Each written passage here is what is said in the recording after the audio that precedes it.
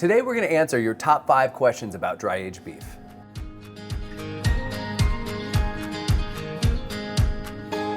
So I've got our dry aging expert here at Certified Angus Beef, Diana Clark, to help me answer some questions you have about dry aging beef. So Diana, the first question is, what is dry aging? Dry aging is really simple. You're just taking a piece of meat and you're setting it in a cooler at refrigerated temperatures and letting it age in that cooler. So sit there at those refrigerated temperatures for an extended period of time. You're essentially drying out the product. That's dry aging. You're just losing all of that moisture that's within there because muscle itself is made up of 70 to 75% water. So you're evaporating some of that water and condensing that overall beefy flavor. So I think we should take a look at a couple different pieces so people can really get the feel for what dry aging is. Yeah, let's show them. Come on.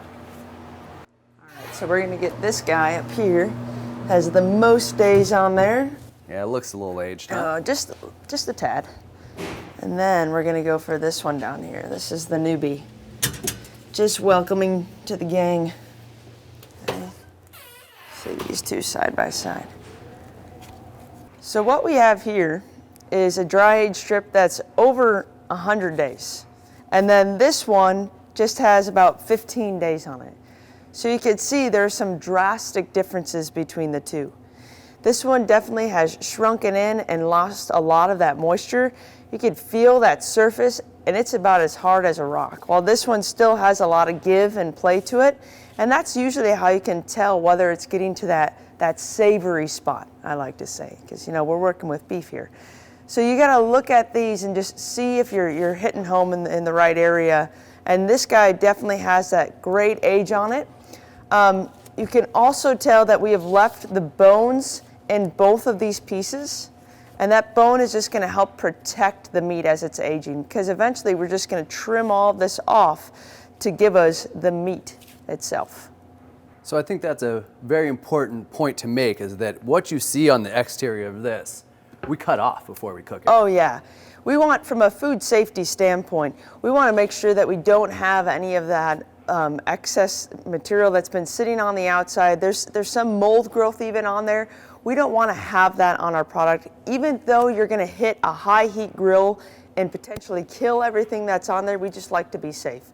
So this will all be removed.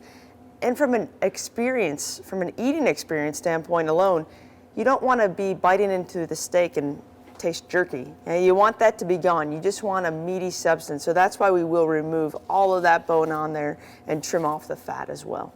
The next question that people out there have is, does dry-aged beef taste better?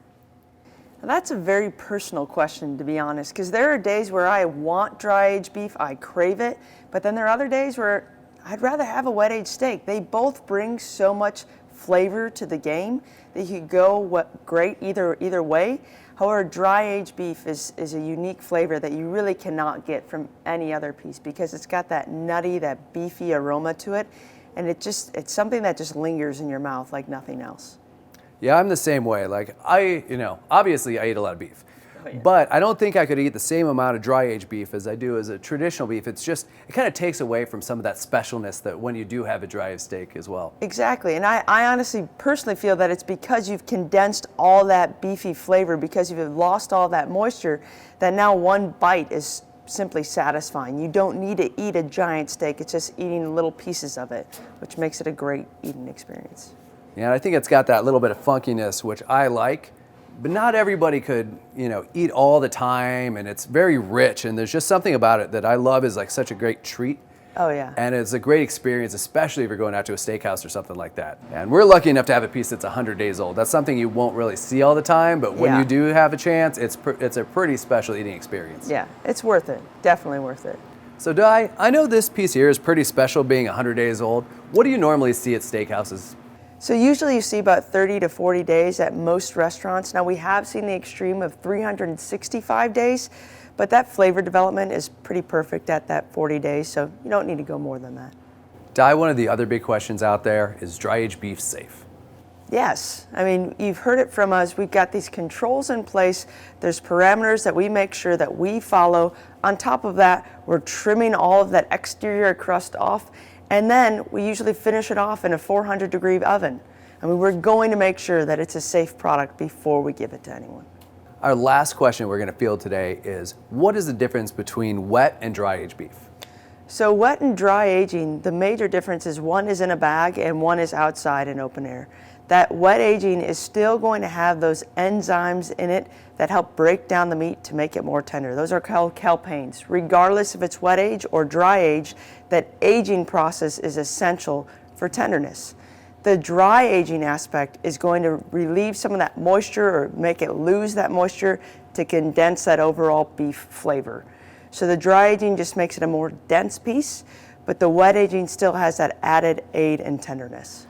So regardless if you're going to have a wet age or dry age experience, they're both going to be great tender products. But if you have the opportunity to try a dry age steak, you should give it a try. It's totally worth it, and you may grow to love it. So now we're going to take a piece of this 100-day dry aged strip back to the test kitchen and cook it up. Test it side by side to a traditionally wet aged New York strip. This is going to be good. Now you've seen what dry aging looks like, and hopefully we've answered some questions. Now I'll season these up and get them on the grill, and we'll compare side by side our 100-day dry aged beef with our traditionally wet aged beef. They're all seasoned, ready for the grill. Now that the steaks have a nice sear on the outside, I want to finish them in the oven because they're pretty thick. Now I do know that dry age cooks a little faster than a traditionally wet aged steak, so I want to keep a close eye on those dry aged steaks. I closely monitored the temperature of these steaks and pulled them at approximately the same temp, right around 120 degrees, and let them rest. I come up to like 125 to 128. So it's right what I'm looking for, kind of at the low end of medium rare, because that's where I like my steak. So now I'll cut into them, and you can see the difference when I do that. So you can see it's a really nicely cooked steak, pretty normal to what you expect from a steak.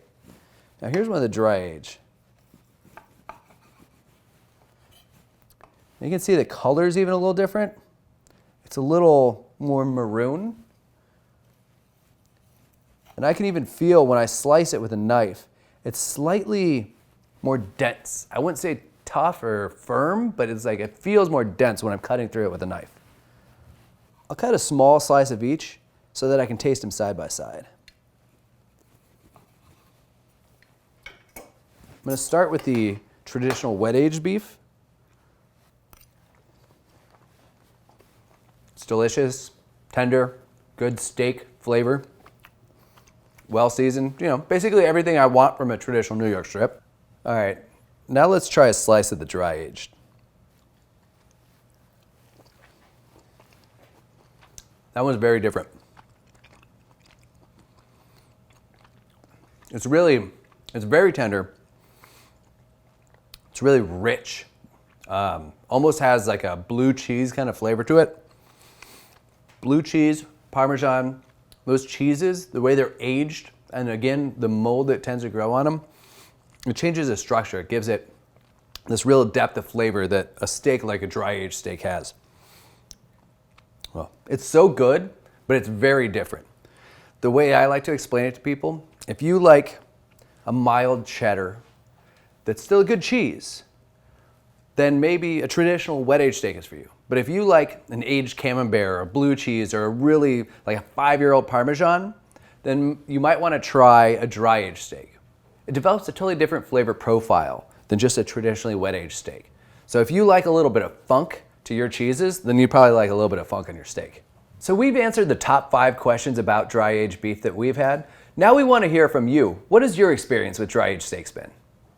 Thanks for watching, and join us again next time here in the Test Kitchen.